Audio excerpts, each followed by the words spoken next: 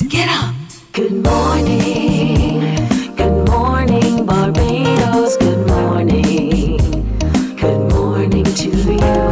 Good morning. Morning, morning, morning. Good morning to you. Good morning. Morning, Barbados. Good morning. Good morning to you. Good morning. Morning, Barbados. Good morning. Wake up, wake up, wake up. Morning to you. Good morning to you. It is Wednesday, November 27th. Happy Independence. We're on that final stretch to the big day. It's coming up on Saturday, so make sure you get yourselves ready. Hi and welcome. Thanks for joining us today. I'm Tisha Hines. I'll be here with you until 8 o'clock. Of course, the entire crew, a very small crew, we're here as well, sharing with you, and we hope you can stick around for the entire 2-hour presentation. If you can't, we're on everywhere socials are found, so you can go back and watch on demand. That's okay. We bring it to you on YouTube as well. So coming up on today's show, there are a number of anniversaries that we will be celebrating. I'm going to tell you about that in a minute, but we're going to be talking with HRMAB, the Human Resources Management Association of Barbados. They definitely will be here today. We're going to be talking about change and transformation with a change specialist.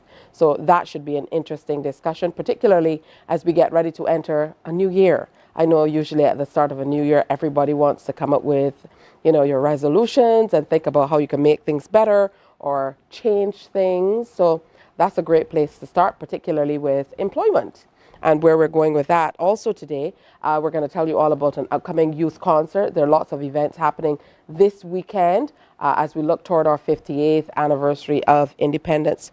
Plus, Bamboo Retreat will be in, so Mr.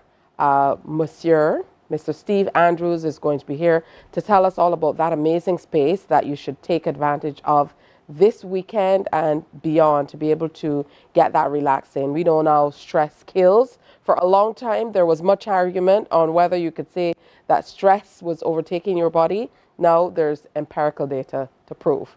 So we want to make sure that you are taking care of yourselves as well.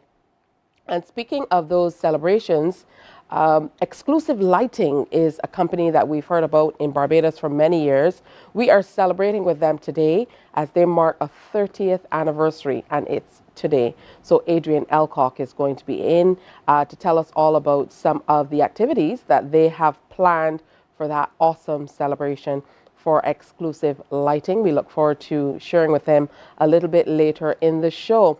And speaking of anniversaries, it's already the 35th anniversary of the Convention on the Rights of a Child. Can you believe that? For those of you who are my contemporaries, I know that you're probably thinking, is it there already? It was just yesterday that we first heard about it.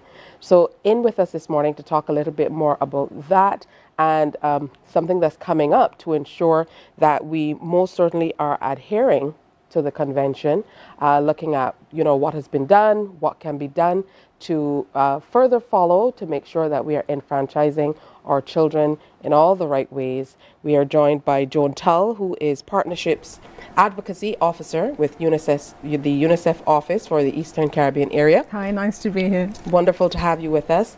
And we're also joined by Professor Audrey Henry Lee, who's Pro Vice Chancellor, Graduate Studies and Research with the University of the West Indies. Good morning. Good morning. Thanks for having us. Again, like I told you even before I started, I can hardly believe it's already 35 years because in my mind, I feel as though I heard about the Convention on the Rights of the Child for the first time, when I was a child as well. And here I am and celebrating this 35th. So before we get into it, talk to us a little bit, Ms. Tull, about the convention itself and what it means to Barbados to have adapted this convention all of these years. So the Convention of the Rights of the Child is the thing that guides us as UNICEF, as the world really. The world came together in 1989 and said, this is what we want to do to strengthen our children, protect them, give them a brighter future, a more equitable, more prosperous future. So everyone is involved. It's 190 countries.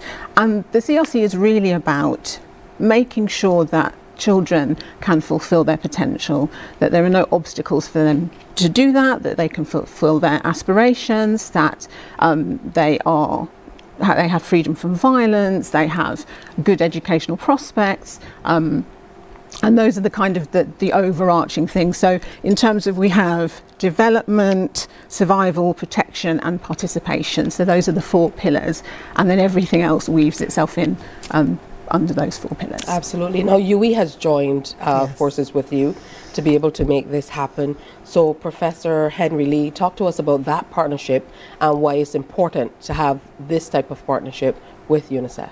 Well, this partnership helps us to fulfill our mission for UWI, which is the positive transformation of Caribbean people. The partnership has been 19 years. We've been married for 19 years. All of them good. And it's been a great partnership because we believe that we should present opportunities for children to build capacity. So we see the conference as one of the activities where we can build capacity, especially in research. We have the students on the second day, which is a more exciting day for me, when the children will be expressing themselves. And as my colleague said, Article 12 of the convention speaks to child participation. And this conference gives adult and child researchers equal voice. So we have the academics, we are UE, so we're going to have academics presenting, but we also have our children who are going to present on the second day. They're going to be research papers, they're going to be posters, they're going to be essays. And what is interesting is that they are going to tell us what they think about the adherence to the Convention on the Rights of the Child, and they are going to put forward recommendations as to how to improve the quality of life for themselves. So it's an amazing opportunity to have our children speak for themselves, express themselves, and I always look forward to the second day. The first day is for me, a normal academic conference, but the second day is always for me the most exciting because that is the convention in practice. And the most impactful. Most impactful, I think yes. Even in looking at adherence, is important to note exactly what you said, that children are involved in the conversation. Yes. So the theme is CRC at 35, and you're looking at how much progress have we really made in the Caribbean. Yes. Where are we with it? Well, you said 190, 190 countries. I know there are a few larger nations that haven't yet signed on, and that's something that I think the world has been looking at, particularly those larger nations that a lot of countries look to as superpowers across the globe, to see that they have not signed on, but little nations like ours have. Well, definitely. Says a great deal. Yes, and for example, Barbados was one of the early adopters in 1990, and I think it's really important to have a sense of what the convention means and the progress that we've made. And I think, for example, across Latin America and the Caribbean, we have made great progress. People have clean water, they have piped water, and they have sanitation. Under 5 mortality has dropped 60% since the year 2000. Access to education is a reality for most people. But then when you take a step back and say, well, okay, access to education is a thing and it's universal, but what's the quality of that education? And in terms of are people getting, our children getting the education that they need to go into the future? Is the education system fit for purpose? And I think a lot of people are looking at it in terms of, in Barbados, reimagining education and saying, well, actually, we're not quite getting it right, and this is what we need to be looking at. So there are all sorts of things. Children are too exposed to violence still, whether we're talking about in the classroom or at home, places where they're supposed to feel protected and safe. A lot of children aren't. We're looking at small island developing states and the kind of exposure to climate change, and we've had Beryl in July, and so we know what that feels like on a really visceral level, that our children are not safe in terms of climate change and in terms of the environment. So as we always say with these things, we have made some progress, but we still have some way to go. Absolutely. I know that the conference is really meant to evaluate the Caribbean's progress. I would imagine this is where UE really comes in with kind of lending a balance in an evidence-based way. Yes, Can you talk to us a little bit about, is there a continuous assessment, or do you look at it, over time, specific times, to see how the Caribbean is keeping in step? Well, every year we do an assessment of our adherence, but what we try to do as academicians is also to have publications. So, we have peer-reviewed articles. We have had quite a number of articles and publications, 2 edited volumes coming out discussing the adherence to the convention.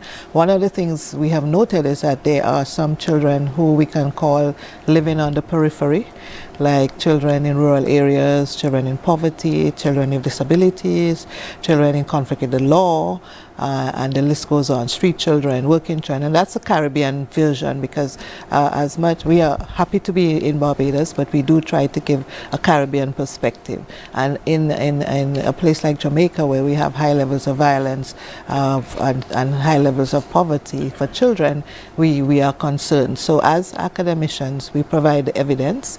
We are increasingly focusing on those marginalized groups so that we can get what we call targeted policy recommendations to help the government. In fact, one year we collected all the recommendations that we had made through the years for Jamaica and presented the Prime Minister with a policy document. And that's what we want to do. We don't only want to talk and to just have a talk shop and cameras and all of that. We really want to impact the policy process. And so for us at UWE, it's very important that we document the evidence and we provide evidence-based recommendations, and we have done that over and over again. And we would like to do another publication as we celebrate the 35th anniversary. So we have been speaking with Professor Don Marshall from Cave Hill. So he has a journal that he has oversight over, and we are going to put the papers together, and we're also going to prepare policy briefs, because sometimes academicians don't speak the correct language or the user-friendly language. So we are also going to make it policy briefs that everybody can understand and disseminate the information. So for us, it's very important to provide evidence to give some impactful and very targeted policy recommendations. Absolutely, because that guides everything we do. Yes. And specifically in terms of education, how you treat to what's needed through countries, but most importantly with children in the forefront. So to use the older word, how nimble have you been in terms of being able to kind of adapt to our changing and ever-evolving world when it comes to children? These days, just read today that there are some big tech companies that are fighting back, for example, with some other countries about not allowing children who are under 16 to use social media, for example. You talked about introducing climate change, which are buzzwords that we didn't necessarily hear 10 years or even 35 years ago, for that matter. So how do these policy documents, how does the research and overall evaluation of the systems tie in to how you shape the convention moving forward? So I'll give you an example. For example, in terms of child online protection, we've been doing a lot of work on that, and that's a new thing, and it's one of those things that we don't want to say, stamp it out. We don't want children to have access to these things, but it's like, how do you have access to those things and the good things about the internet, and how do we try and protect children from the things that are more damaging? So we've done research on that. We've done research with social workers and guidance counsellors, and that's been published. And also, again, listening to children. And it's also, for example, we did something with Flow a while back on Internet Safety Day about how do you, because our children are like ahead of us in terms of their nous and their knowledge about technology. So how do we ourselves help to protect? And then we had a technician from Flow who was literally saying, if you have this kind of phone, go up to the top right hand corner, get the drop. That's what we need, because I don't know how to do those things, and my son definitely does. So it's those kind of things. It's moving with the times, trying not to be too prescriptive about it, saying yes, we understand that the internet is a great thing, it's a window on the world and it will help you with your studies, but also just be careful, and these are the tools to protect yourself for the children and also for the parents as well. All right, so the Child Research Conference, the 19th annual edition comes up tomorrow and the following day, so the 28th and 29th. Tell us more about the shape it will take. Well, we have an opening ceremony, and the Minister of Education is going to grace us with her presence. We are so happy about that because the policymakers need to be there, and the UNICEF representative will also be speaking. I will say some few words, giving an overview of the conference, and then we'll go into the very important plenary with the young people. So we have some young people. They are not under 18, most of them, but a couple are. And they are going to tell us what they think about the adherence. They're going to do a scorecard on the adherence to children's rights, to youth rights. And what we have tried to do is to get voices from different countries. So we have some Cave Hill students. We have one from Dominica, one from St. Lucia, one from Grenada, and we have 2 Barbadians. I think those Barbadians are the ones under 18, and they will be speaking. We haven't given them any script. They are going to say to us what do they think the adherence is, what progress have we made, and where do we need to improve. And we told them to look at opportunities for improvement in adherence. So that is going to be a wonderful session. It's one of the favorites for me for that day. Then the academicians take over in the after lunch sessions, where we're going to look again at different issues: participation rights, protection rights, violence, breastfeeding. We're going to look at climate. Some climate action will be there, and we will again do a scorecard of what have we been doing well, where are the gaps, and how do we improve. And that's the first day. So we try to end at a reasonable time, because in the audience we have children, and that's the important thing about the conference. On both days we have children there who are going to ask questions, and trust me, they do put up their hands and ask questions. It doesn't matter if it's a professor speaking or minister, whoever, they just put up their hand and ask questions. On the second day, as I had said before, that's my favorite day. I really enjoy it because that's the time the children take over. So from the morning to the afternoon, we're going to have the research papers where children are they have done their own little research, and they are going to present, and it's actually a competition.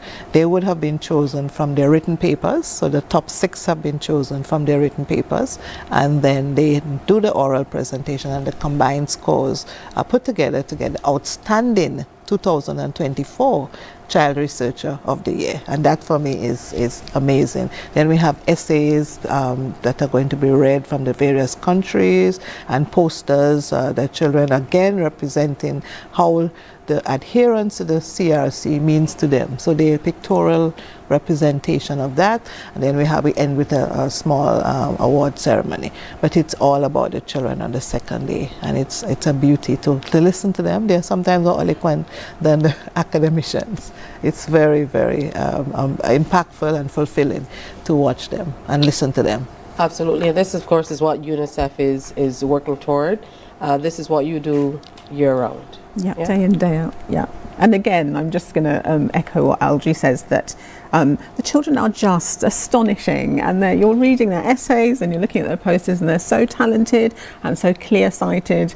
So thanks to Algie for having the collaboration with UE, and also we've had a lot of help from the Ministry of Education here as well. So yes. Shout out to the Ministry of Education. Good morning to you. Who can participate? Is there a registration process? Is it closed? I know that you can watch online in different spheres, but can people still register to generally participate? Yes. And they can call Joan. They can call me.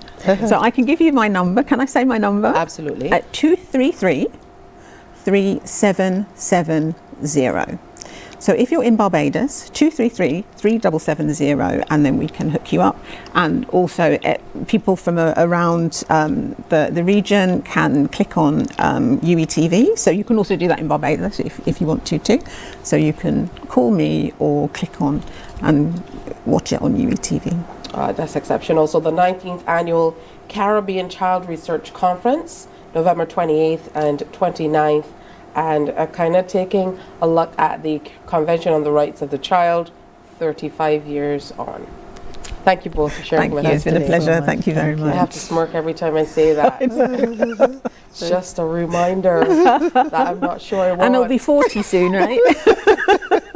All right, time for another break here on Morning Barbados. The first break for today's show but stay with us. We have much more coming up.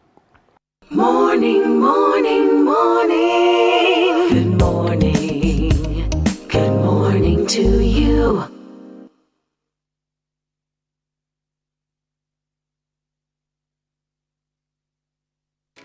My friend, you don't plan to get it? Oh, Barbados. Hey, I'm KB Clean. Join me 6 a.m. until 10 a.m. right here at 94.7, the best and ultimate Bajan experience. My show is called Bajan to the Bone. Don't miss it, Bajan to the Bone. Weekdays right here and only here on 94.7.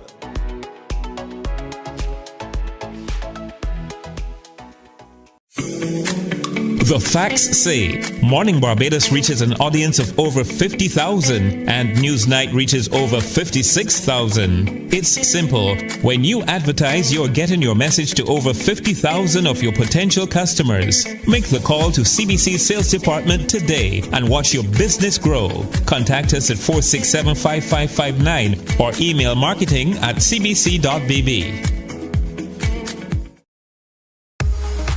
Good morning. Good morning to you. Good morning to you indeed. Welcome back to Morning Barbados. I have to look this way to look at the clock. 26 minutes after 6 o'clock. Now, Steve Andrews is here. I'm sure he's going to tell me that I need a massage because I'm moving my neck slowly. The Jamaicans would ask me if my neck is crick. So good morning to my Jamaican friends. No, my neck is not crick, but you know, everybody can always use a massage. We'll tell you more about that later. But now we are talking HR. And every single week we love to have a representative of the Human Resources Management Association of Barbados coming in to take a look at workers generally. Today we're going more specific on transformation and change management. The fundamentals of HR through change. Joining us is Glenda Jilks, who is a transformation and change management specialist. Good morning to you. Good morning. And welcome back. Thank you. Happy Independence. Happy Independence. Thank I see you. you're channeling your colors as well. I'm trying. Yes, you know, we are definitely a very patriotic people, so Yes. it's wonderful to see Barbadians out in their colors all throughout the week leading up to. I'm trying every day this week. I'm trying for one color. Beautiful. Now, before we delve into today's discussion, for those people who might not be sure, tell me what is the role of a transformation and change management specialist? Okay, so change is small. It's a temporary fix. You want to change something in the department or product. It's a temporary measure. It's smaller. Transformation is as it sounds, is huge. It encompasses a very intense movement, change in an organization, transformation. So you see that with mergers and acquisitions where there are big things happening. So change is small and much more temporary. Transformation is major. All right, let's talk now about how human resources management change is kind of working out in the advent of artificial intelligence. Oh, yes. So maybe these small changes that are becoming transformational based on artificial intelligence and the way that we collect, process, and share data. Great. So, of course, AI is the latest buzzword. I've been in HR for a very long time, and I've heard different words over different times. So AI is the new buzzword, and really and truly is a complement to the HR function. I don't think that it's anything to be feared, but really is a tool to help you to generate data, for example. Data helps you to determine how you plan for the organization. So your manpower planning, looking at skills you need and so on, AI can help you with that. But there's always the human element in human resources. There's always people at the center of HR, and of course HR cuts across the organization. HR does not just reside in an office with two people, but every leader, every supervisor, every manager is responsible for human resource management. I think AI as we just came off a very successful conference speaking about AI and technology. But it was interesting to note that even with that and the replacement of people in some jobs, there's still the need for human beings. And the things that we do, the basic things that we do, recruitment, training, retooling, those are still critical elements. Even when you do a transformation and a change, if you're transforming an organization, it means you may need new skills, new people to do things, new jobs. So that recruitment is still needed, training is still needed. So in everything, people are still at the center, and we as leaders and supervisors have to be cognizant of that. It's still needed, but the question is to what extent? Because even as we talk about the recruitment, for example, we know that there are many organizations now who go to the algorithms, who go to the programs and the AI that can immediately disqualify certain candidates based on a specific rubric or very specific things that they have written in to determine who will make that short list. Yes. So what changes will HR professionals have to make to ensure that they stay ahead of what's happening with AI and with these new systems that are coming on stream, so that even though people are involved, they might not be involved at the level and in the same kinds of ways that they have been in the past? Yes. So of course, for example, with recruiting, you do need that shortlisting. We did that before. We shortlisted people before. We didn't have the algorithms, but we knew based on this job specification and job description who we wanted to hire for the position. So that has now become a more technologically driven initiative, but at the same time, there's that skill that the AI doesn't have, so that soft skill where I can lean into you and speak to specific issues. You may share something that happened at your last job, and I can probe and I can ask questions that AI can't. So that is still a critical element, because you don't want to disqualify persons simply because AI says this person is not suitable, because there's always more to the story. And you can probe and you can ask those questions relevant to the individual. I think on the other side of that, that can be argued, because what we know about AI is that it is constantly developing, and there are many people who see the capabilities far beyond what we can see now in terms of AI, even taking on a mind of its own, so to speak, to be able to speak to very specific things. But again, the human element, as you mentioned, would have to be behind that, because minds will be driving it. Yes. Let's come home to Barbados. There are a lot of people who, and I know through your conference as well, who are thinking that a change towards AI might not be as swift as we might think, because of the limitations of SMEs to be able to kind of lay out the amount of money they would need to bring some of these systems on stream. But from your perspective, what are your thoughts in terms of maybe displacement of employees across sectors when it comes to companies who are able to institute AI systems in a country like Barbados? What could be the possible displacement for HR departments, for staff complements, and workers generally? I think this is where we need to look at the future. What is required, what skills are needed, because you will need someone to maintain the AI, computer techs, persons who are skilled in those particular areas. You will need those skills. So how do we train people up, retool them with the opportunity to embrace this new technology? It's not the enemy. Sometimes we're resistant to what we don't know. But if we can look at the future, what is it that we need to drive our departments and to work with our organizations and to help our organizations to be successful, then we can tailor our training programs and development programs. And those persons who may be displaced from this role can be placed in other roles and with the necessary skills. Do you have any idea what is in place now? Because where we are now, I think, is a direct result of what was planned maybe 10, 15 years ago. So by extension, where we are in 10 to 15 years will be as a direct result of what we do now. How we're able to set up these training sessions, working with organizations like the University of the West Indies or Barbados Community College. So is there engagement with professionals like yourself who work in human resources for us to be able to develop educational and training programs that reflect what will be needed in future? Yes, I think training has taken on a new persona, if I may say. So we are ensuring that our employees are geared up. And places like the University of the West Indies, we have NTI, we have Coursera, we have those initiatives where people can now go online, even access those courses, sometimes free of cost.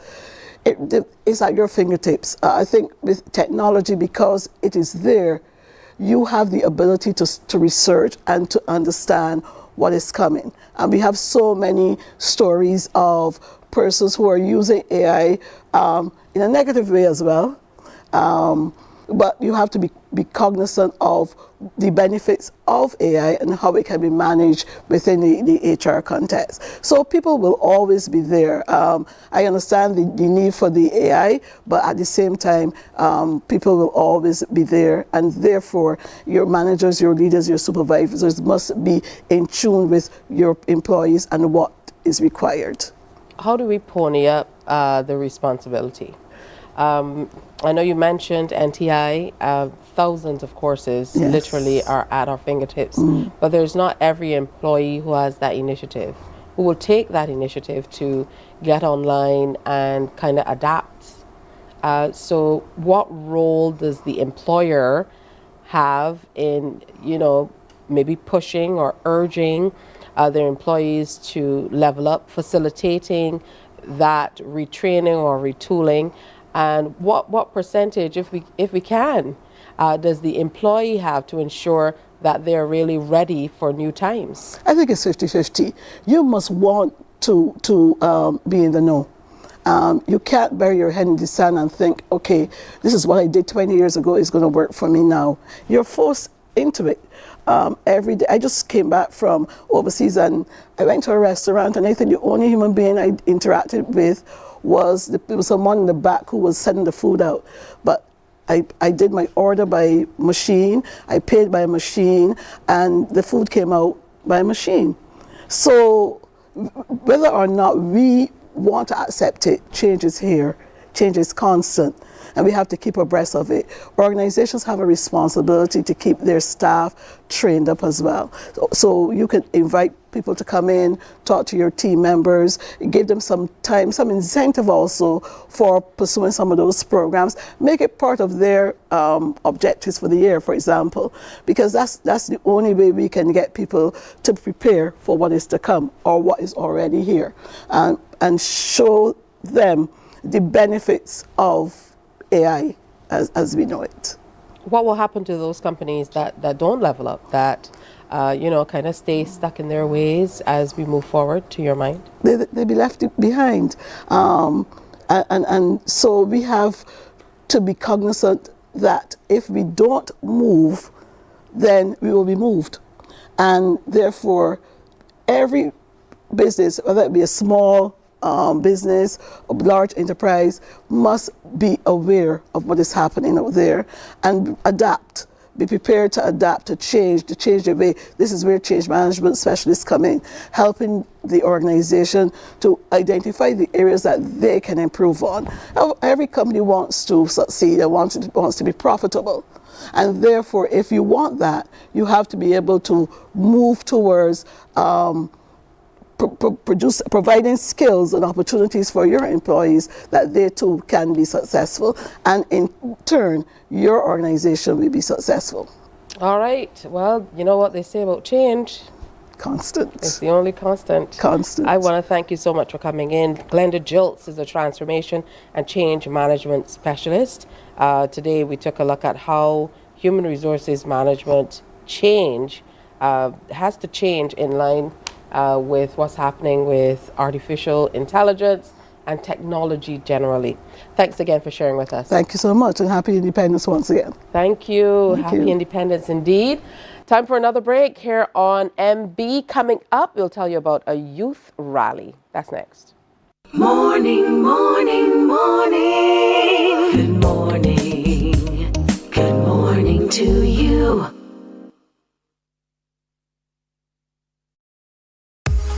94.7 FM with the kind compliments of Great Health Works, agents for Omega XL and Probiotics, Guardian General Insurance Limited, and the Cut and Drive Network brings live coverage of Cricket West Indies Home Series October 31st to December 19th. Join the action, brought to you by Great Health Works, agents for Omega XL and Probiotics, Guardian General Insurance Limited, Live Safe, Live Easy, and the Cut and Drive Network.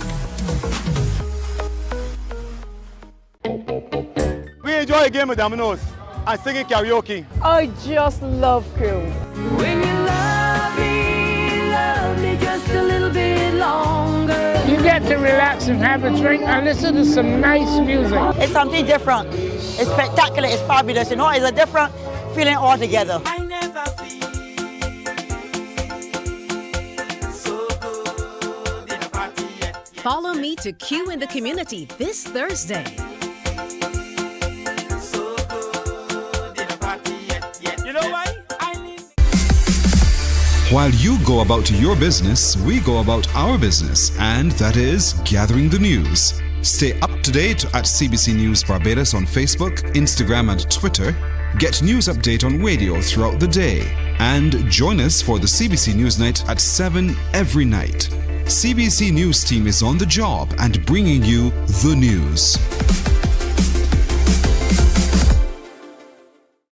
There is a saying, you can find a Bajan anywhere.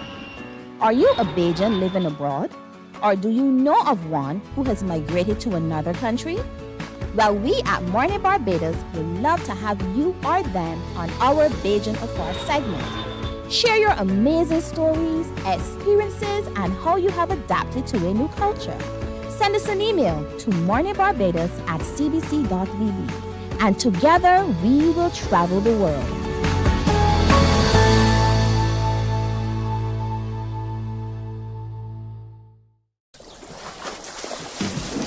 From the beautiful shores of the gem of the Caribbean, Barbados, home of the amazing Harrison's Cave, the tantalizing Oystins Bay Garden, our historic garrison, the indigenous road tennis, and the friendliest people in the world. We are 94.7 FM, the ultimate Bajan experience.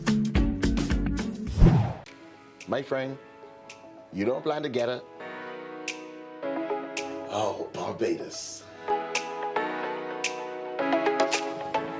Hey, I'm KB Clean. Join me 6 a.m. until 10 a.m. right here at 94.7, the best and ultimate Bajan experience. My show is called Bajan to the Bone.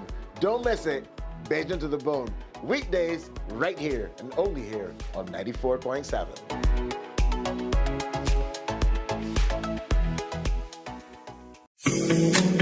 The facts say Morning Barbados reaches an audience of over 50,000 and Newsnight reaches over 56,000. It's simple. When you advertise, you're getting your message to over 50,000 of your potential customers. Make the call to CBC Sales Department today and watch your business grow. Contact us at 467-5559 or email marketing@cbc.bb.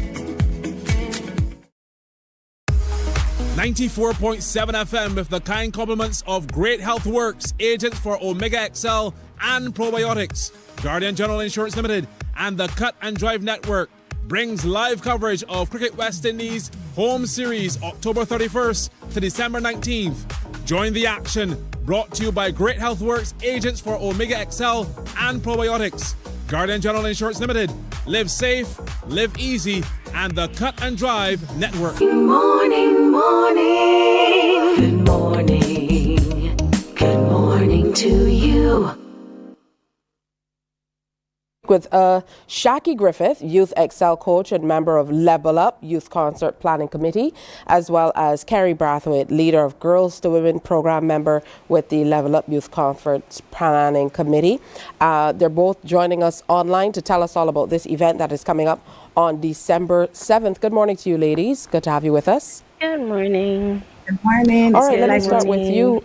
Let me start with you, Ms. Griffith. Talk to us a little bit about this concert that is coming up, and it's fitting that's happening now during the 16 days of activism. Okay, good morning, Barbados. Good morning to everyone. The concert is really to give the youth an opportunity to express themselves, also teaching them that, the answer to conflicts is not just violence. It is not violence at all, and that there are different ways that they can express themselves. There are different ways that you can resolve conflicts. There are different ways that you can be heard, just to have a positive impact on the youth across the nation and across the world, more or less. Talk to us about some of the ways that you're going to aim to share how you are transforming or aiming to transform boys to men and girls to women through promoting messaging. So what we have done, we are tackling it from an artistic point of view, where they get to express their selves artistically. So this is through drama, dance, steel pan, different forms of art in terms of performances, and that we can channel their energies towards something positive rather than to go the violent route. Why do you think this is needed at this time, Ms. Brathwaite? Wow, that is such a good question, especially with everything that is happening now in our communities. Not only leaders, but there's an impact on schools, on students, in families, where there's so much violence in the nation. And I know that it has been truly a concern and a burden amongst us. We've expressed it in different ways. Some persons have expressed their anger on social media. They've been very vocal, even at the ministry level. So I believe more than anything, it is necessary, because we want, the title of the actual concert is Level Up. So we want the community to know it's time to level up. We need to level up, meaning love eradicates violence and eliminates peace. So the youth they have an important role to play, where they can actually showcase their talents and be good role models to their communities. When does the actual concert happen, and how can young people participate, Ms. Griffith? The actual concert happens on December 7th at Queen's Park. You can contact Sheldon Jones at 835-5559, or they can email us at youthexceldva at gmail.com. All right, so definitely happening from 3 to 6. For you, Ms. Brathwaite, what role do you believe parents and guardians play in kind of reinforcing values and lessons that are taught to girls in their move toward becoming women, and in turn boys in their growing up?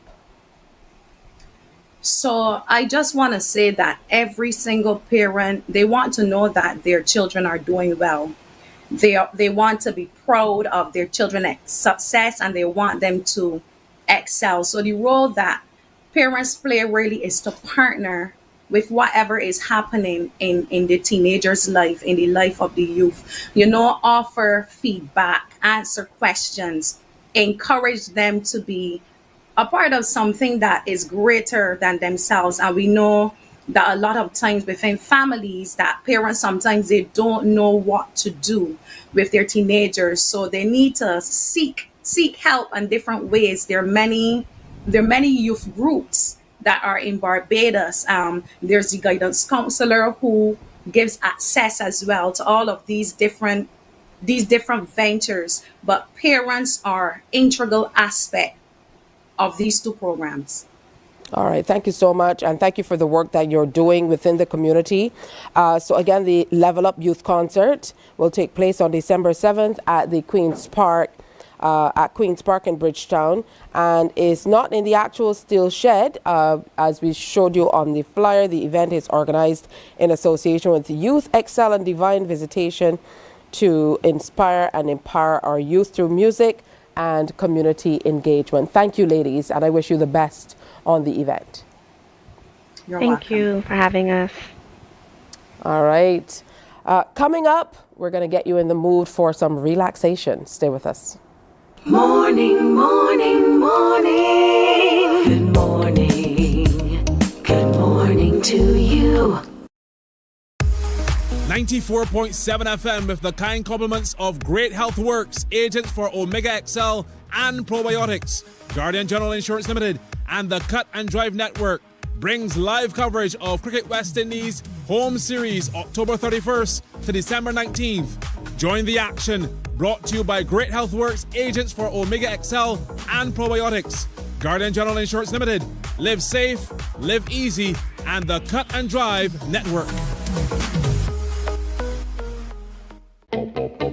We enjoy a game of dominoes and singing karaoke. I just love crew. When you love me just a little bit longer. You get to relax and have a drink and listen to some nice music. It's something different. It's spectacular. It's fabulous. You know, it's a different feeling altogether. I never feel so good in a party yet. Follow me to Q in the Community this Thursday. So good in a party yet. You know why? While you go about your business, we go about our business, and that is gathering the news. Stay up to date at CBC News Barbados on Facebook, Instagram, and Twitter. Get news update on radio throughout the day. And join us for the CBC News Night at 7 every night. CBC News team is on the job and bringing you the news. There is a saying, you can find a Bajan anywhere. Are you a Bajan living abroad? Or do you know of one who has migrated to another country? Well, we at Mornin Barbados would love to have you or them on our Bajan Afar segment. Share your amazing stories, experiences, and how you have adapted to a new culture. Send us an email to morninbarbados@cbc.vb.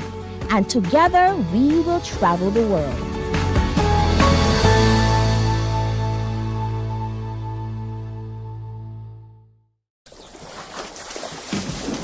From the beautiful shores of the gem of the Caribbean, Barbados, home of the amazing Harrison's Cave, the tantalizing Oystins Bay Garden, our historic garrison, the indigenous road tennis, and the Morning, morning, morning. Good morning.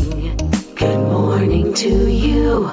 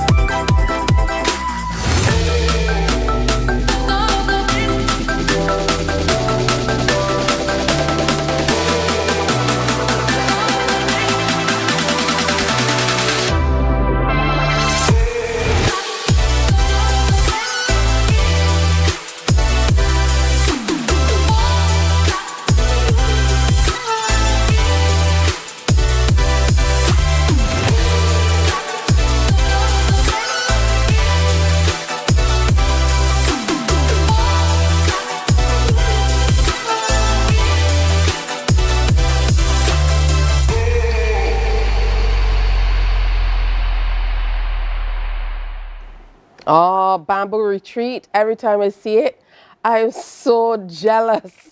And I know you are too. Hey, let's say good morning to Master Therapist of Bamboo Retreat, Steve Andrews. It's always good to have you on Morning Barbados. Good morning, Barbados. Good morning to you. Happy Independence, Happy Independence. Coming up to all Barbadians and everyone that is around. Yeah. All right. For those people who don't know, talk to us about Bamboo Retreat and all you offer in terms of your services. Well, Bamboo Retreat is a new, excited facility in Walker, St. George. We have developed something unique.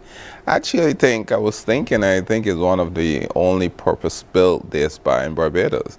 It built for the purpose, and we offer many different things. It's not just spa service. It's really an experience. It's somewhere where you come and spend a day, half a day, just come and chill for a couple of hours. It's really about creating a space. It's what you want to call a safe space where you can come and relax. We do all of the different spa services. We do the manicures, the pedicures, the facial, the body wraps, the body scrub, the body mask. We have a sauna, we have a hot tub. We have a pool. You can have lunch if you need it. You can have beverage if you need it. You can come alone, or you can bring a group of friends. We focus really on birthdays. Birthday is a special thing to us. Parties. Every day is a birthday at the Bamboo Retreat, where you come and you just really relax. It's something that is like a gift of a lifetime. People look forward to it every year on their birthday, just to come and bring friends and just relax in the environment. I think I'll do that for my birthday this year. How about that? I will. I commit to that. I'm going to have a Your birthday is not next month? Yeah, actually right. next so, week. Well, next just week. in a matter of days. Right. Yeah. So we will look forward to host you and really pamper you for the day. You and your other friends, whoever you bring with us, family, that we can really pamper you. And this is something that we do on a regular basis, and we do things that make sense. We do things that will impact the body. So it's really a great experience that we offer. All of our services, we do services that work. We just don't do it because other people do it. We make sure we research products, research service, and come up with the best products and service for what we do. And I know that, Steve, you are also in the area of teaching. So you had a very interesting session just a few days ago. If you want to share how that turned out with us, the work that you do, it was a seminar. I know that you do teaching around the world as well, but how did the seminar turn out? Well, the seminar was excited. The good thing about it is that this seminar was supposed to be for Kenya, and I put it up on my social media, and then everyone from around the globe is asking about this, the seminar. So we had a good turnout in the seminar. We really looking at the excellence behind massage. So we talk about the different types of massages and the impact of massage on the body and all of these things that we are doing. So and it's continuous. We do seminars online and in person around the globe regularly, really discussing the impact of spa therapy and massage therapy to the body and how it impact. And is Steve Andrews becoming a very hot, sought after speaker or trainer around the globe, and all of this came out of COVID. I mean, it's just like 3 years that we are doing this, and people from around the globe is really seeking. So Barbados are special. We have someone that is in a space where people are sorting after that person. So it's really about bringing, not just taking knowledge out, but bringing ideas back to Barbados and add to the Bamboo Retreat, so we continue to be better and offering the services that we are offering to Barbadians. So again, a business can reach out to you and say, hey, we'd like you to come in and put on a seminar or speak with our people about the importance of, massage and well-being and so on. So they can do that. Those are services that you offer locally as well? Yes, we offer that service locally. actually, where you can come in. We talked about the impact on body, how it helps like insurance companies. Why is it that massage is not a part of their policy? Yeah. It's a prevention, it's a serious prevention. And all of these things that we talked about in terms of the impact, why that you should do these things and the impact it will have on your body and will help. In fact, in February, I'll be heading out back to Kenya in doing a retreat, and this is a part of what I will be doing, having discussion on the impact of the body and how it helps the body, and talking to people about well-being and the importance of well-being. All right. Are there any particular services that people request most? I mean, we've seen everything from facial, as you mentioned, to manis and pedis and massage and everything in between. But are there any services that are specially requested? Well, massage is our pet piece here. I mean, we are expert at it. We are very good at what we do. We are very good at massage. In fact, up to this week, someone said I'm a miracle worker. So me and my teams are miracle workers because the funny thing about it, we fix all the problem. And then people come to us and the problem is fixed, and then you don't see them until they have a problem again. It's true. So modern day miracle workers, I absolutely love it. And we're coming up on that season where you should be able to get a gift certificate. There's nothing like a gift that, a practical gift that people can use. So instead of buying them little trinkets that they're going to regift or set aside and not use at all, or like our producer today, Nadia, put them in the cupboard and never look back. Give a gift certificate from Bamboo Retreat. You've been seeing the numbers and the contact information going across the screen, and you get to see Master Therapist Steve Andrews and his team and make sure that you're taking hold of that health and wellness. Thank you as always. It's a pleasure. I will see you on Friday nights. There's the jerk chicken night, so rice and peas, roast breadfruit, fries and festival, and jerk pork, fish, you name it, tossed salad. It goes from 5 to 11, but you have to call to order. Yes? You have to call to order. All right, good stuff. We'll see you on Friday night, and I'm definitely doing that Sparty. I'm looking forward to see you. I will come to CBC and say she did not come. Peter, we can't do it here. Peter wants to come. It's for the girls, Peter. All right, thank you, Steve. It's a pleasure. All right, time for a break. When we come back, we're celebrating a massive anniversary. Do stay with us. Morning, morning, morning. Good morning. Good morning to you. From the beautiful shores of the gem of the Caribbean, Barbados, home of the amazing Harrison's Cave, the tantalizing Oystins Bay Garden, our historic garrison, the indigenous road tennis, and the friendliest people in the world. We are 94.7 FM, the ultimate Bajan experience. My friend, you don't plan to get it? Oh, Barbados. Hey, I'm KB Clean. Join me 6 a.m. until 10 a.m. right here at 94.7, the best and ultimate Bajan experience. My show is called Bajan to the Bone. Don't miss it, Bajan to the Bone. Weekdays right here and only here on 94.7.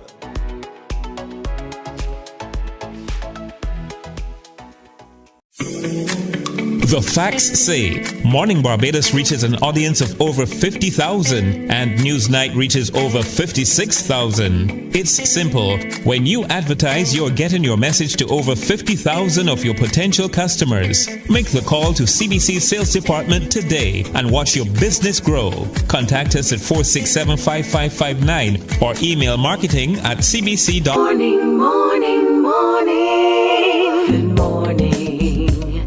Good morning to you. It's 7:03, time for the morning report.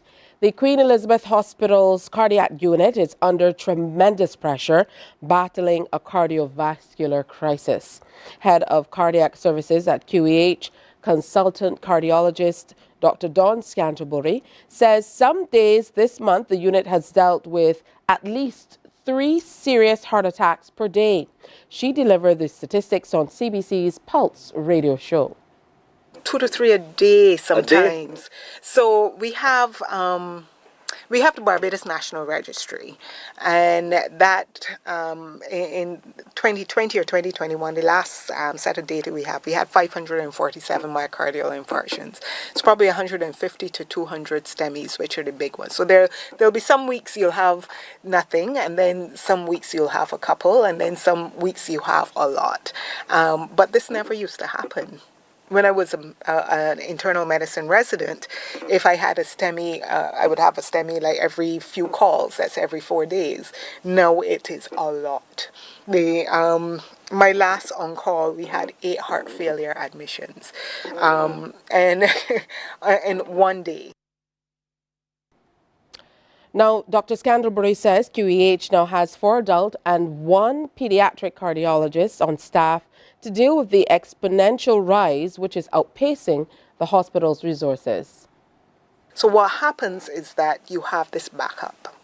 It's a backup in the clinic, you have the backup of testing, the backup of diagnostics.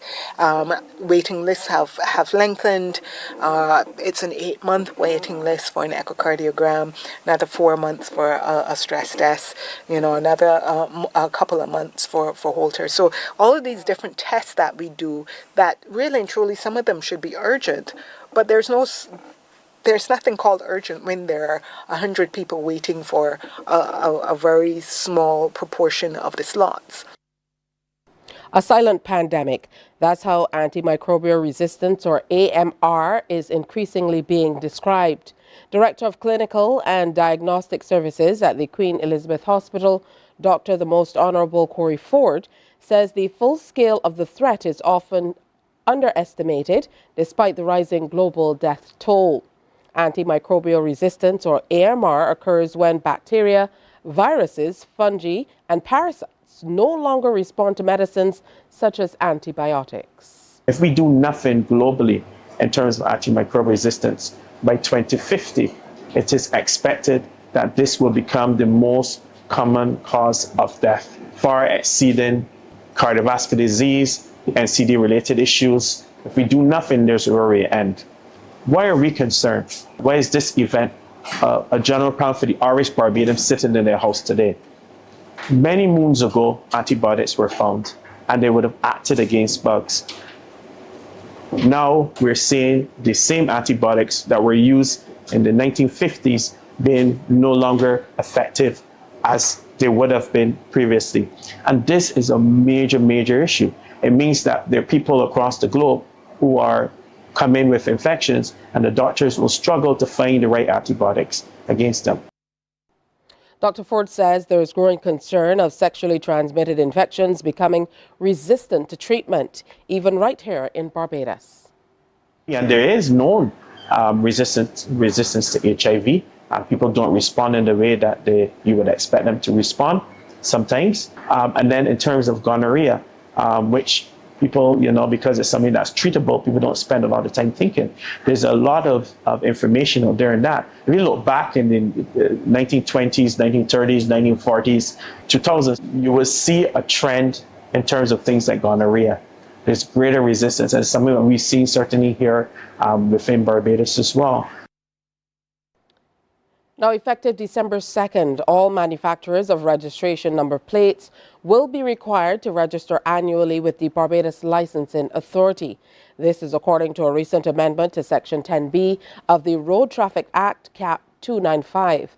And Acting Chief Licensing Officer Trika McCarthy-Broom says from Monday, the BLA will also begin accepting applications from existing vehicle registration plate manufacturers and new business interests who want to become manufacturers of plates. The cost to register is $500 with an annual renewal fee of $250 once renewed. Under the updated legislation, all owners of vehicles must purchase registration plates exclusively from certified plate manufacturers. Current and prospective plate manufacturers can complete application forms from the Licensing Authority's website at bla.gov.bb/forms. This new system aims to standardize the manufacturing and issuance of vehicle registration plates while ensuring compliance with regulations. And that is our update of news at this time. We have a full package coming your way at 12 noon here on CBC TV8 during Newsday. Of course, if you're on the move, you can tune into our radio network of stations for a simulcast at 1 p.m. for the CBC News World at 1, 98.1 FM, 94.7 FM, and Q 100.7 FM. Time now for a break on Morning Barbados. When we come back, we're shouting from the mountaintops, happy anniversary to exclusive lighting. Stay with us. Morning, morning, morning. Good morning. Good morning to you.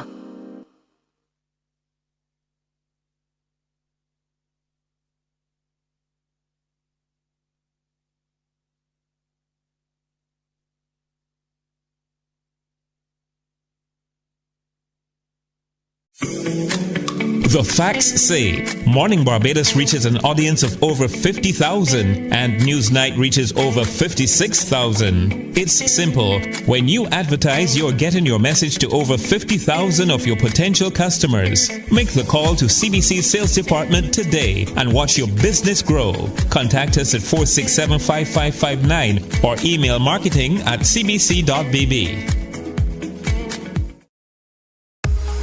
94.7 FM with the kind compliments of Great Health Works, agents for Omega XL and Probiotics. Guardian General Insurance Limited and the Cut and Drive Network brings live coverage of Cricket West Indies Home Series October 31st to December 19th. Join the action, brought to you by Great Health Works, agents for Omega XL and Probiotics. Guardian General Insurance Limited.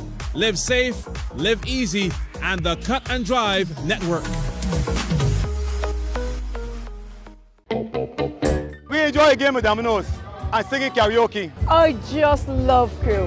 When you love me just a little bit longer. You get to relax and have a drink and listen to some nice music. It's something different. It's spectacular. It's fabulous. You know, it's a different feeling altogether. I never feel so good in a party yet. Follow me to Q in the community this Thursday.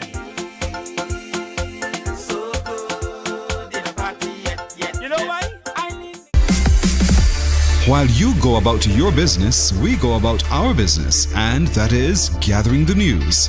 Stay up to date at CBC News Barbados on Facebook, Instagram, and Twitter. Get news update on radio throughout the day. And join us for the CBC News Night at 7 every night. CBC News team is on the job and bringing you the news. There is a saying, you can find a Bajan anywhere. Are you a Bajan living abroad? Or do you know of one who has migrated to another country? Well, we at Mornin Barbados would love to have you or them on our Bajan Affair segment. Share your amazing stories, experiences, and how you have adapted to a new culture. Send us an email to morninbarbados@cbc.vb. Morning, morning, morning. Good morning. Good morning to you. One of those Barbadian companies that we've heard about for many, many years and are very proud of is Exclusive Lighting and Electrical Supplies Limited, celebrating 30 years and, of course, celebrating our independence as well and getting ready for the big Christmas holiday rush. Let's say a resounding good morning and happy anniversary and congratulations to Managing Director Adrian Elcock. Good morning. Good morning, Tisha. How are you guys doing today? We are doing good, but I'm sure you are fantastic as well. I am amazing. It's a beautiful day, and me and the team, we've been working really hard to ensure that we celebrate the 30th anniversary. Not many companies get to reach this far, and we are super thrilled that we have had this opportunity to have been supported by many Barbadians over the 3 decades of service that we have been in. All right, so that's excellent. Let's talk about those 3 decades. You started way back in 1994. 1994, my brother was traveling, I think it was somewhere down St. Martin or whatever. He saw a lighting showroom, came back told my dad, Everson Elcock, the late Everson Elcock, who would have started Everson Elcock and Company Limited, that, you know, he thinks this will complement our business as electrical contractors and carry us in a new direction. And I was living in New York at the time, and my dad agreed with Antonio, and they called me on the phone and said, you know, I think you need to stop wasting time doing that accounting job up there. Just come back home and join the family business. We're creating something for you to deal with. And they created it. And I remember it was Thanksgiving 1994. I told my employer, I was Arthur Anderson at the time, I was going home for a short break. And I came home that Thanksgiving break, which I think is around the same time. Tomorrow is Thanksgiving. That's why, I don't remember the exact anniversary date, but we know it's around Thanksgiving in the U.S., because that's when I came back. And we opened exclusive lighting in Welch's Plaza, which is down there on Welch's near Government Hill, in a building that we have down there. And it was received amazingly by the building community, the public. And those days, we had, I remember, I think it was 99 or something, the second term of Owen Arthur as Prime Minister, VAT was introduced. And before that, we used to pay 77.75% duties on every lighting fixture coming in. So buying was extremely hard because the end product was going to be so expensive to the consumer. And when VAT was introduced at 15% back then, all the duties were taken off, less 20%. So we were almost able to cut our pricing in half. And we passed that on to the consumer. And that's when the business really started going on another level. Over those years, we've been blessed to have great buying networks. We explored new markets to buy and shop from. And even before Panama, it was so popular now. I've been in Panama for over 20 years, Asia, etc., buying. And we've been able to have representation in Grenada, St. Kitts. We've done work in St. Lucia, the Nevis, and across the Caribbean. We've very quietly done major projects, but none more proudly than the ones we've done in Barbados. I know many homes in Barbados have a product in their home that came from exclusive lighting, whether it's a light bulb or whether it's a beautiful chandelier. And in addition, we have supported our governments, respective governments, with doing infrastructural works, or the boardwalk lighting. That would have been exclusive lighting. The beautiful crystal chandeliers in Parliament and Ilara Court, those are exclusive lighting.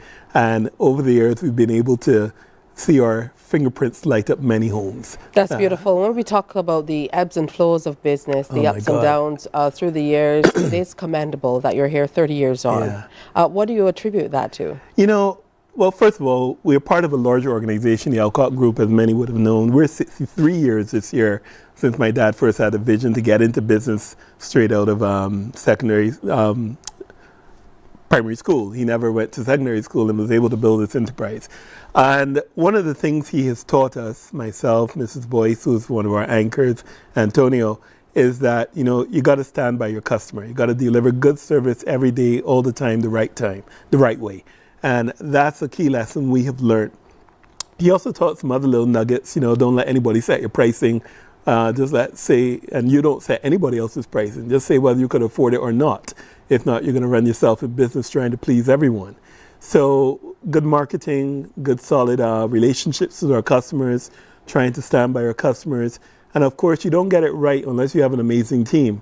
A lot of our team members across the group have been with us within those 63 years. We've probably, our average age of our employee within the company is about 30 years within there. We probably only have about 5 or 6 employees who have been there on the 5-10 years. So I think we have done right by them as well, treated as a family, not just our family business, but an extended family. So I think those are the key lessons. But the main difficulties in business since 1994 to now, when we started, we were the first and only. And that lasted for a while. And now there are probably about 2 other bona fide lighting showrooms and probably about 6 or 7 companies who play in the lighting space that have really made it more competitive. We have fallen, but as we have always done, we have always tried to innovate when we realized we were slipping, just rejuvenate ourselves. And this is where we are today on our 30th anniversary. As you would have seen in the opening slide on the television when the show was introduced, we are now at our 3rd logo. So we have always looked at rebranding, where we've come from exclusive lighting, we're full of bright ideas, to today, 2024, 30 years later, we're just exclusive. And why exclusive? Now drop in the lighting. It's our new brand identity because the board decided that we needed to expand our offerings. And last year, me, Pat, and Antonio, we decided we were going to get involved this year, June, it seems like forever, into air conditioning. So we're now added ACs to our business. About 15 years ago, we really expanded in ceiling fans. We were looking at the way climate was changing. And we decided, well, look, everybody has these standing fans. They're not particularly attractive, functional, yes. And that space was crowded. So we decided to go into decorative ceiling fans, which could replace a chandelier with a beautiful ceiling fan. So we've also always looked at new products to introduce. And that has kind of kept us on the edge. So with our new identity, we also recognize that we're getting a little older as the managers, and we have to listen to the younger employees. And they were saying, look, our products are looking too stale. We need to get more contemporary. And hopefully you get a chance to pass by the showroom and see, and the Mornin Barbados family comes to pass by and see at some point how we've reinvigorated ourselves. So we have a new identity, exclusive. We're going to be launching our website at the end of this week, exclusivebarbados.com.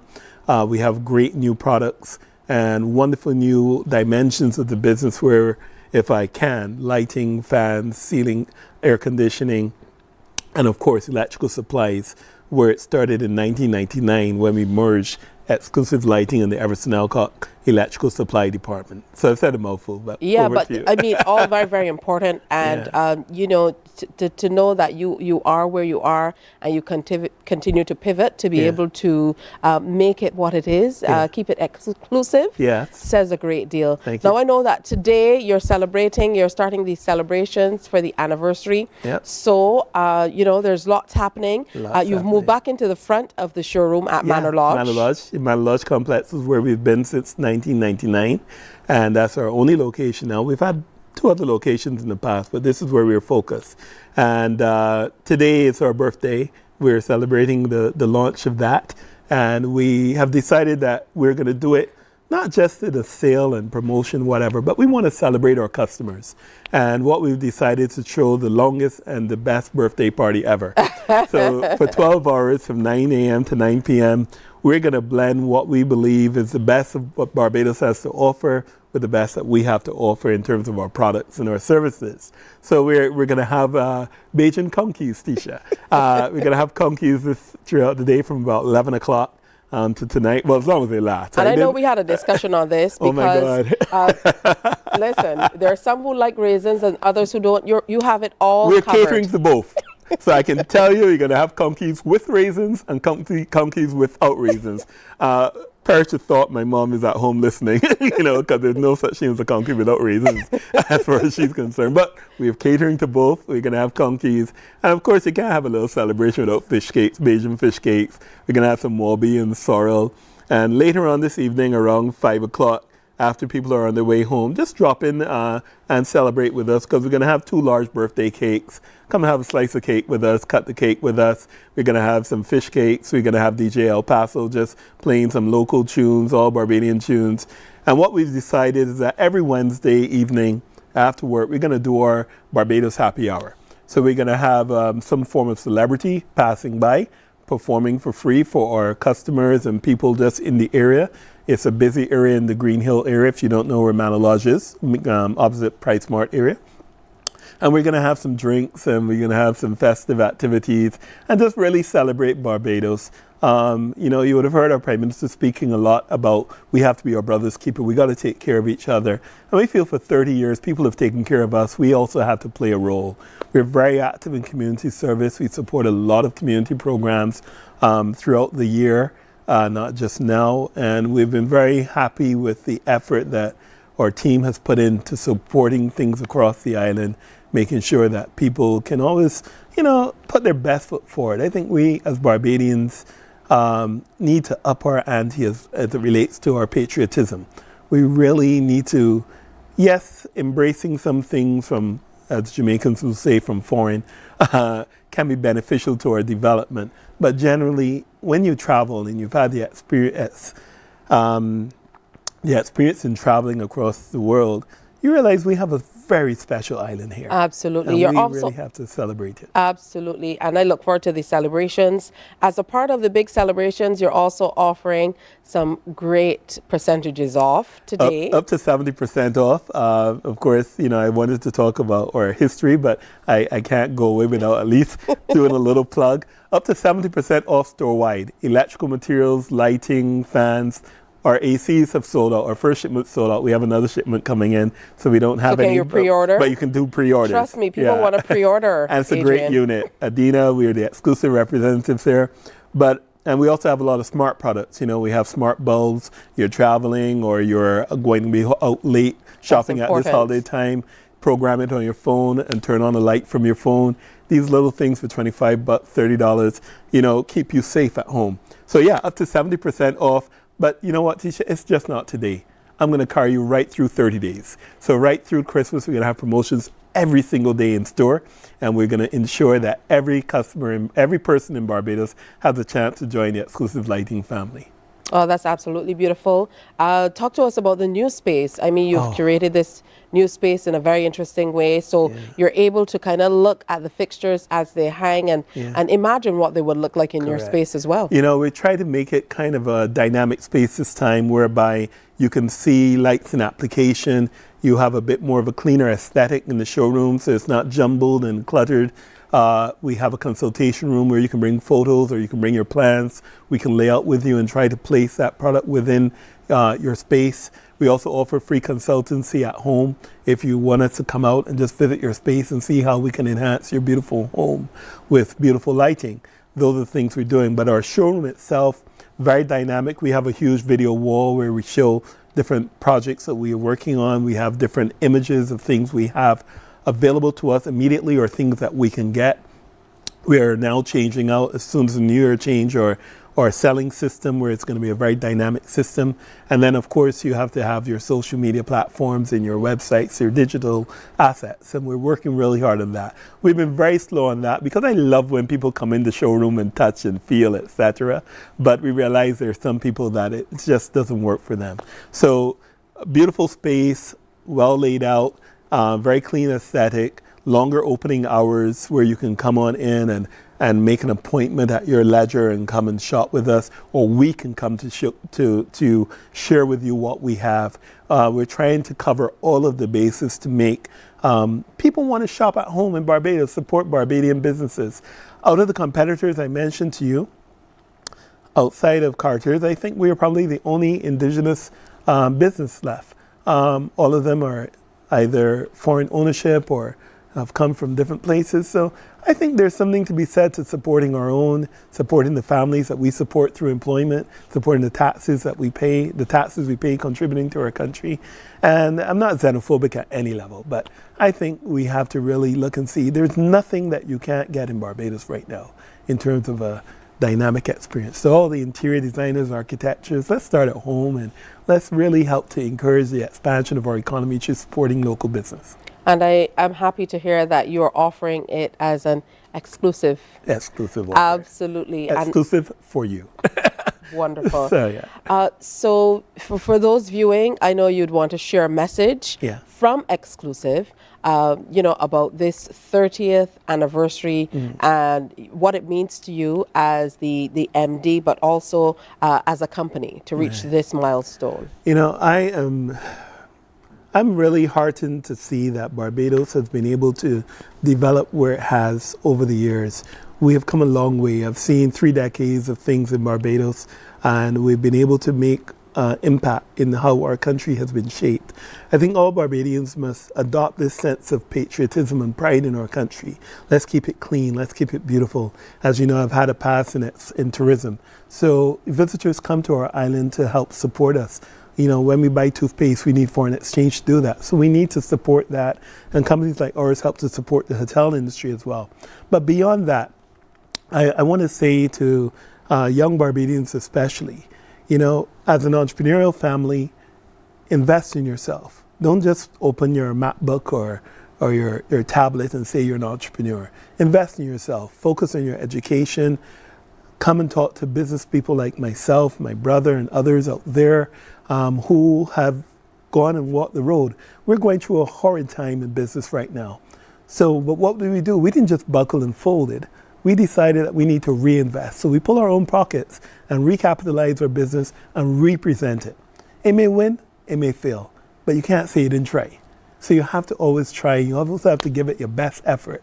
For us, we are a family that's grounded by God's teachings. So we believe faith is an important part of our journey. So we believe in God. We say our prayers.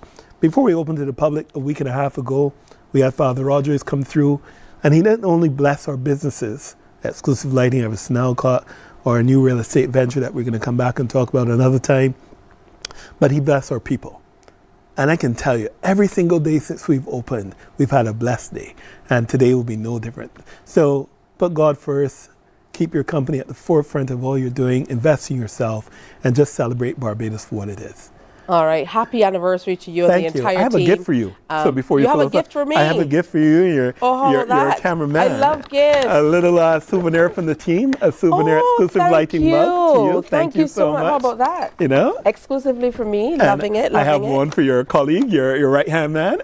So I know he can't come in the foreground right now. Right hand man, there's something for you. There's something there for you. I know. Thank you he keeps so us looking much. good on. No, thank you for all you have done, and thank you for what you're doing for Barbados. You're playing an important role in the media service in helping to spread positive vibes and positive messaging.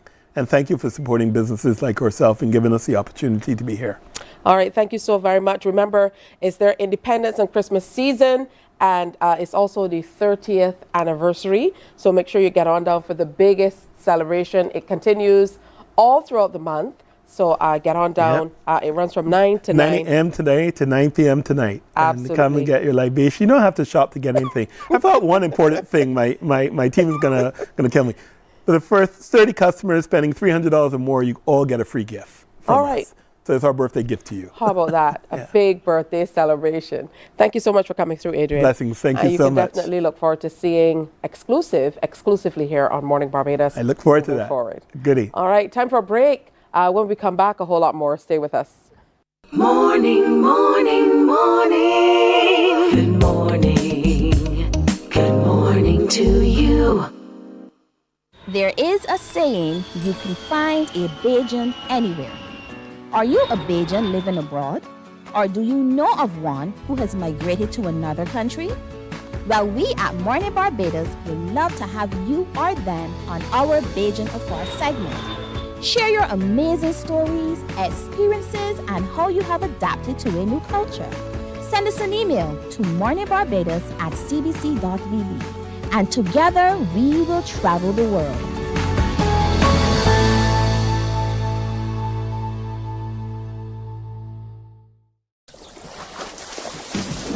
From the beautiful shores of the gem of the Caribbean, Barbados, home of the amazing Harrison's Cave, the tantalizing Oystins Bay Garden, our historic garrison, the indigenous road tennis, and the friendliest people in the world. We are 94.7 FM, the ultimate Bajan experience. My friend, you don't plan to get it? Oh, Barbados.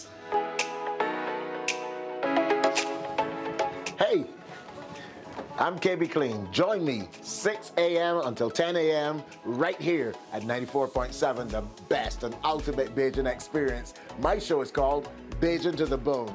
Don't miss it, Bajan to the Bone. Weekdays right here and only here on 94.7.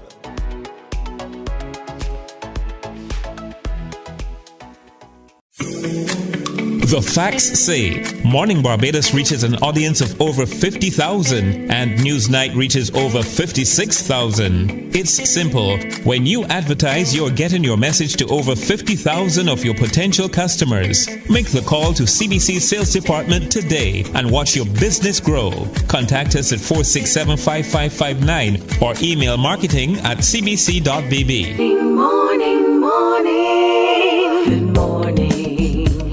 Good morning to you. All right, throughout the 16 days of activism, we most certainly will be sharing some opportunities that are available. And this is one that we saw and thought we definitely had to share with you. So let's welcome Faith Lord, who is General Manager of Chameleon Gym and Dojo. She is General Manager of Rock. We're going to explain all of that, but generally they're into martial arts classes. Yes. And coming up, they're going to offer some free classes for women and girls.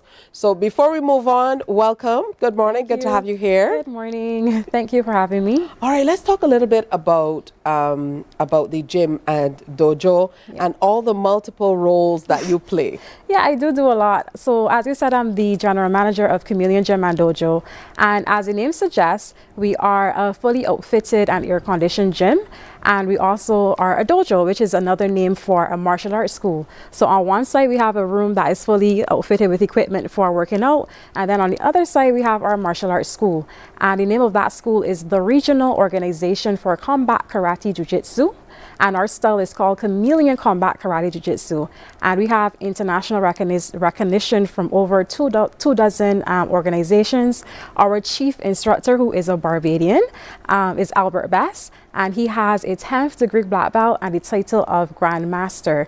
And he would have had experience in multiple disciplines as well. So he's actually the founder of our style. So we have pretty qualified instructors, and it is an awesome style, particularly for self-defense.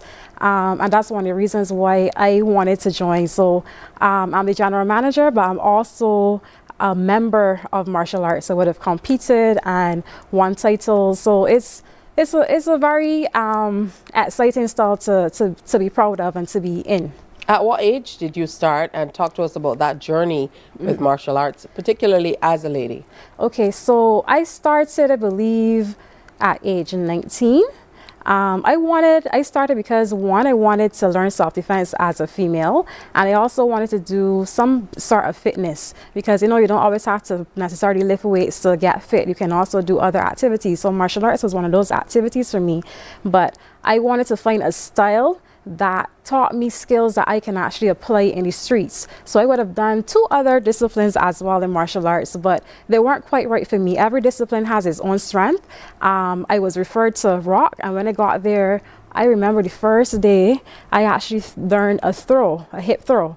And I threw someone that was heavier than me, and that gave me so much confidence because it was like when they told me you gotta go with this big guy, I was like, that's for real? They can't be for real. I'm 5'3". What are you talking about? So I was able to actually perfect the throw. There were so many things that I learned with them that I felt was very realistic and applicable in the streets or any, you know, close range situation. So that's beautiful. I know you're paying it forward. Yeah. Because you're offering women and girls the opportunity to learn as you did. Yes. Tell us more. So it's a season of giving, first of all, and Rock is no stranger to giving back. We would have offered free self-defense seminars to other organizations like the National Organization of Women, Champions for Life program, which was an initiative started by our now Deputy Prime Minister. We'd have also worked with Men's Program and their Safe Zone. So we always give back. We are very community oriented. We have great community spirit. And for women in particular, we find that they're often kind of intimidated to do martial arts, and they could understand because from the outside looking in, especially if you're in our gym, you actually have access to seeing what we do. So it can look very intimidating on the outside. It can look difficult, but women need to know that if I am 5'3" and can do it, so can you. So we wanted to give women the opportunity to come into our class and actually experience our supportive environment.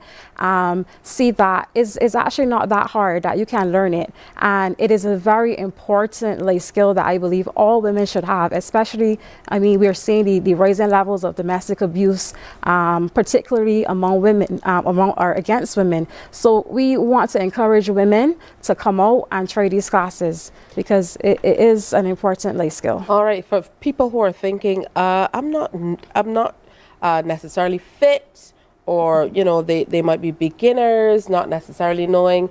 Is it open to everyone, or do you have to be at a certain level to be able to join? It is open for everyone. You can be a beginner. You don't have to have a strong fitness level. So you could start and you can become fit as you work through the program with us, because we have a fitness aspect of our program that is integrated into our system. So you don't have to be necessarily fit. You don't have to have previous experience in martial arts, although we do have persons coming over from other disciplines, but anyone can join at any age. We have persons from 16 to their late 30s to 50s. We have a wide variety of age groups. So you can join and start practicing these techniques the same time from our qualified instructors. So where and when, how can people sign up? So we are located at the Pine Industrial Park, which is adjacent to SJPP. So those who are interested literally just need to visit our location.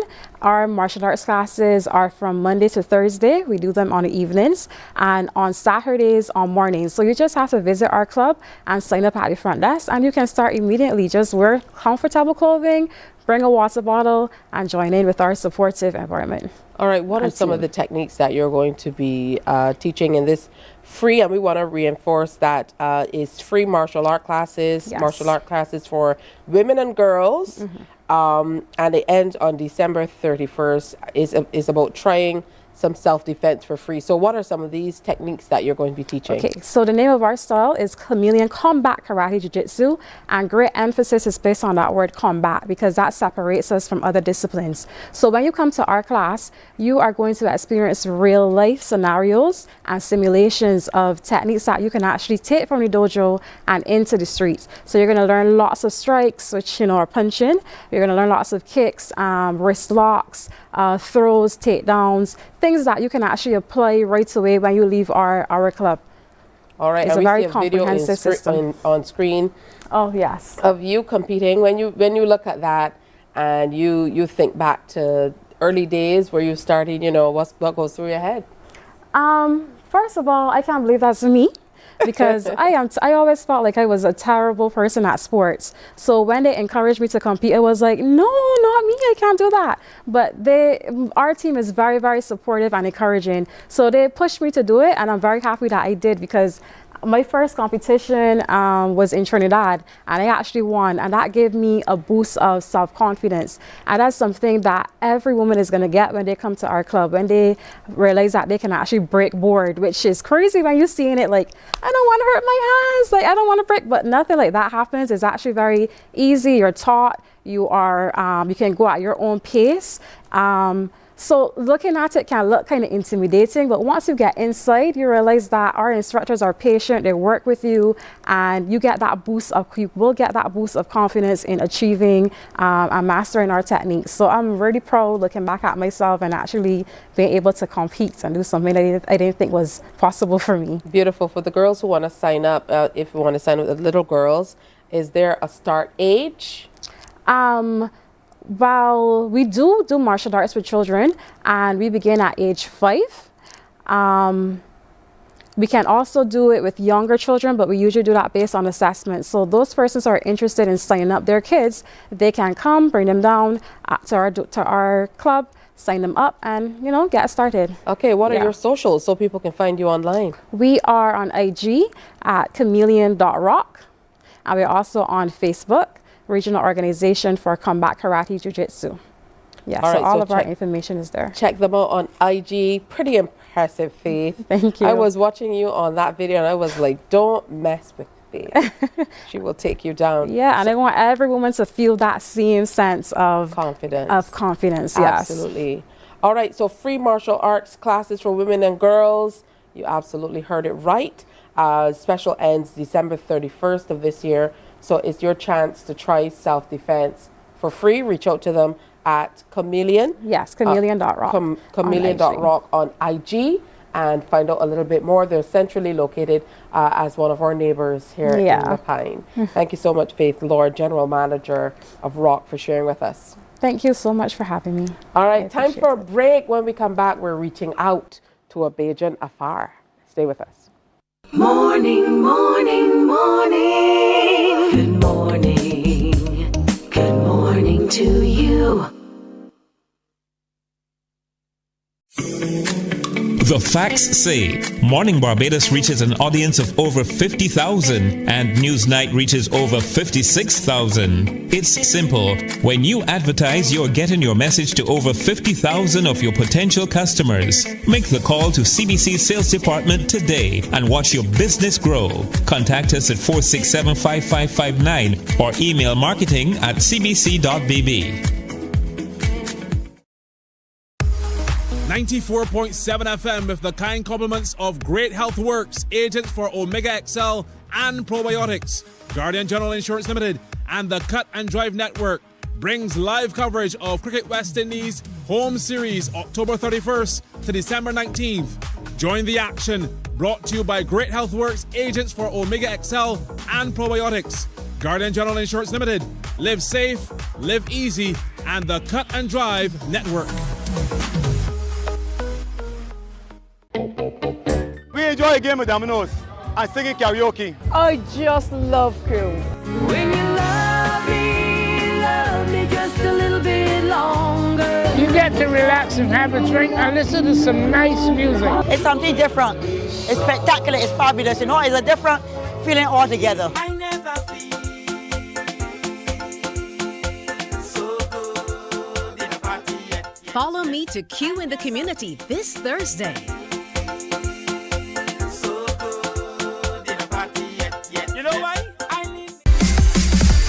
While you go about your business, we go about our business, and that is gathering the news. Stay up to date at CBC News Barbados on Facebook, Instagram, and Twitter. Get news update on radio throughout the day. And join us for the CBC News Night at 7 every night. CBC News team is on the job and bringing you the news. There is a saying, you can find a Bajan anywhere. Are you a Bajan living abroad? Or do you know of one who has migrated to another country? Well, we at Mornin Barbados would love to have you or them on our Bajan Affair segment. Share your amazing stories, experiences, and how you have adapted to a new culture. Send us an email to morninbarbados@cbc.bb. And together we will travel the world.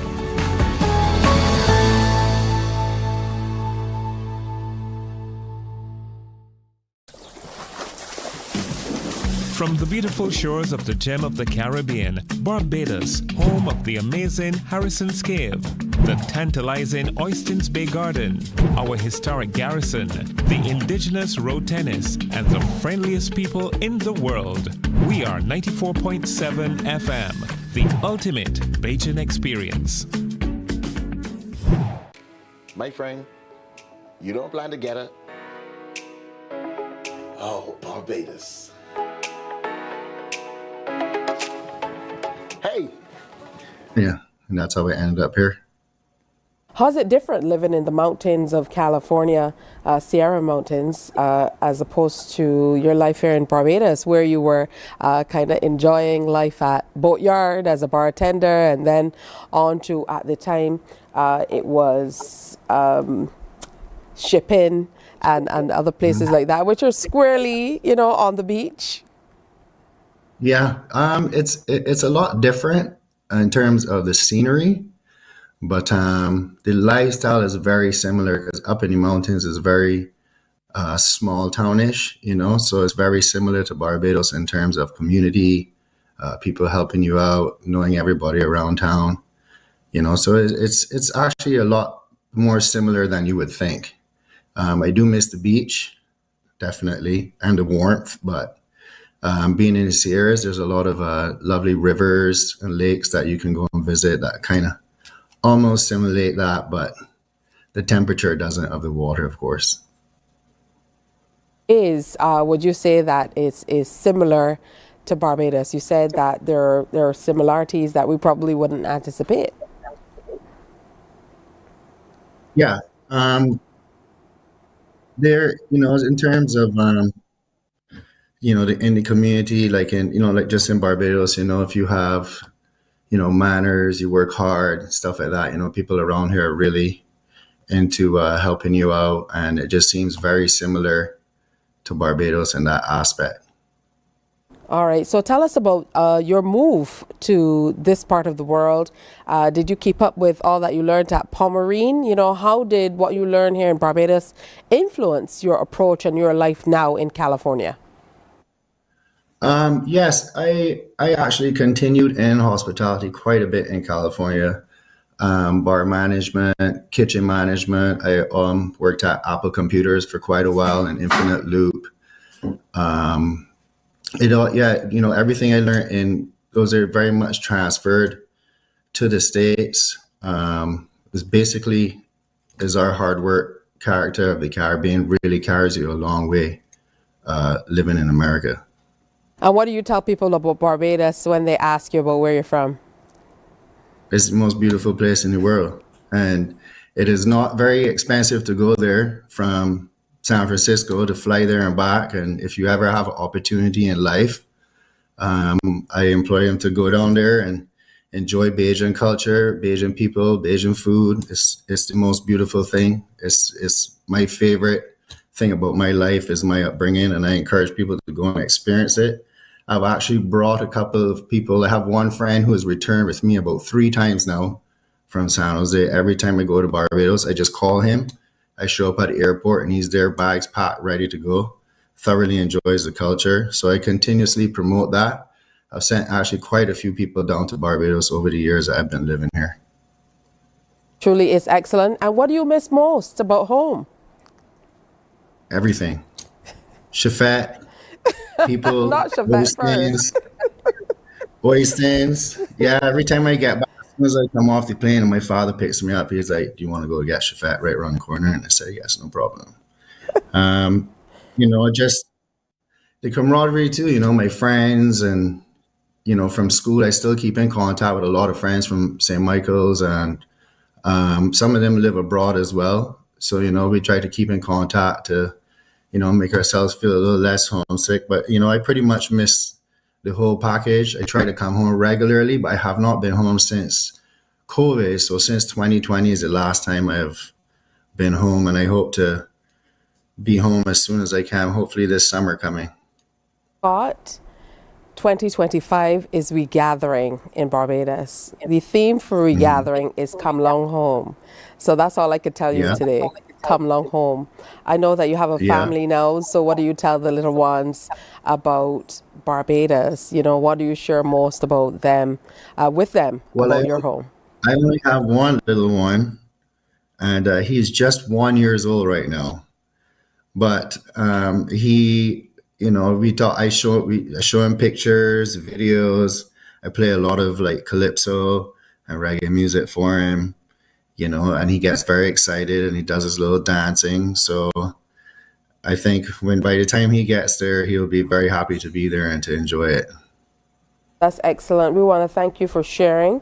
I know that a lot of the times moving away from Barbados can be a big change from what we're accustomed to as a kind of small town, because we are, whether we want to admit it or not. So what advice would you have for somebody who might be thinking of moving away from Barbados, or who might be going away in terms of their approach for coping?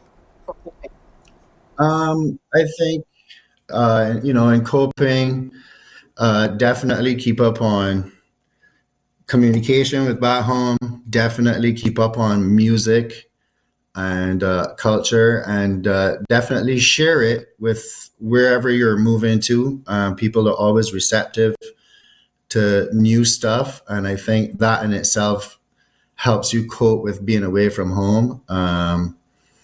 I mean, that's pretty much it. If you just, take the foundation of our culture and you continue to live that way and spread it that way, that is the best way to deal with it. And people gravitate and enjoy, learning something new and learning something new from people, that they've never met before, culture they've never heard of before. And that in itself keeps it alive inside of you.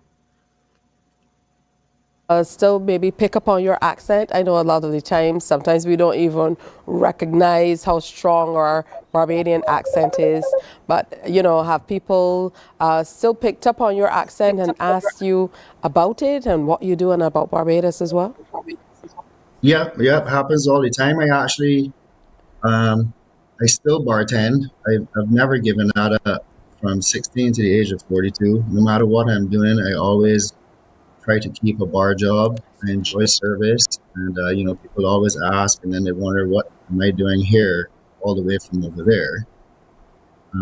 But yeah, I do get asked regularly, and then I explain my culture, and usually entices a lot to either visit or at least Google search it. You know. You've moved into other areas away from the bartending. You say that you still bartend, but I know you're now into real estate and landscaping and a few other things. I'm hoping that they bring you the level of joy that bartending does in that environment. May not be on the same level as our bartending at the boatyard, though. No, no. I think back to the days of Coalition and Mr. Clark and Rupee and stuff, and that band is. There'll never be a time to replace that time of the 90s and those bars and the entertainment. It was just such a fantastic experience. But it did help me, with work ethic and stuff. Especially shipping was very busy a lot as well, and does make it a little easier in the bars here because they're a little more slow paced. But I will never forget those days. It made me smile all the time. I saw that you even closed the eyes and reminisced a little bit there. How has all of that kind of played into the type of businessman that you are now that you've moved into other areas of business? The socializing and as Barbadians, I think we don't realize how lucky we are that most of the world comes to us, and in doing that, you learn a lot about different cultures and etc. So that has really played a part in how I deal with business here, is enjoying people. That is the crunch of everything in terms of working in Barbados and putting it here is customer service and just generally enjoying people and dealing with people. I think relationships are the most beautiful thing that we have in our life on this planet.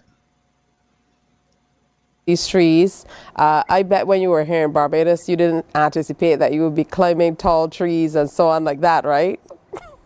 No. There's nothing I've done here that I ever thought I would do, especially in the Sierra Mountains. The weather kind of rules around here, and and if you want really good work, you have to pretty much do outdoor work. I did not think I would be here, but I've always had the yes attitude of wanting to try things out in life, because I think that is, helps you be well-rounded. So, doing the tree work, I've done excavation work, things that I never thought I would do outside of hospitality, that have brought great joy. All right, that's Thanksgiving coming up, which is really a big holiday in the U.S. But how do you spend Christmas in the Sierra Mountains? From some of those photos, my crew here, they're saying that it reminds them of Hallmark photos. Yeah, it does. Up here is extremely beautiful. Just like Barbados, but a different kind of beauty. It's more vast beauty. It's just thousands and thousands of miles, but it really is lovely. And Christmas up here, of course, it snows, so you're dressed a lot different. But it's still very similar to the Barbados. Everybody gets together. People go to their respected churches, etc., and then everybody gets together and has a good time. Me personally, we try to look for. There's quite a few other people up here.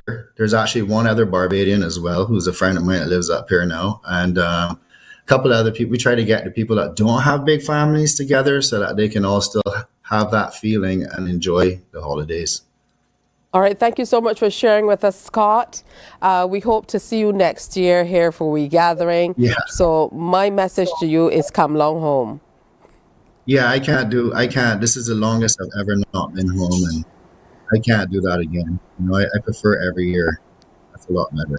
All right, that's beautiful. Wonderful to connect with Barbadians from outside of the island. Do stay with us. When we come back, we're going to wrap today's edition.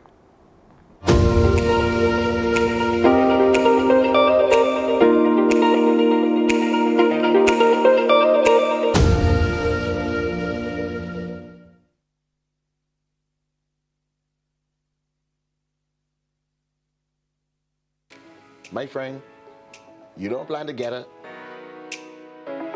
Oh, Barbados. Hey, I'm KB Clean. Join me 6 a.m. until 10 a.m. right here at 94.7, the best and ultimate Bajan experience. My show is called Bajan to the Bone. Don't miss it, Bajan to the Bone. Weekdays right here and only here on 94.7.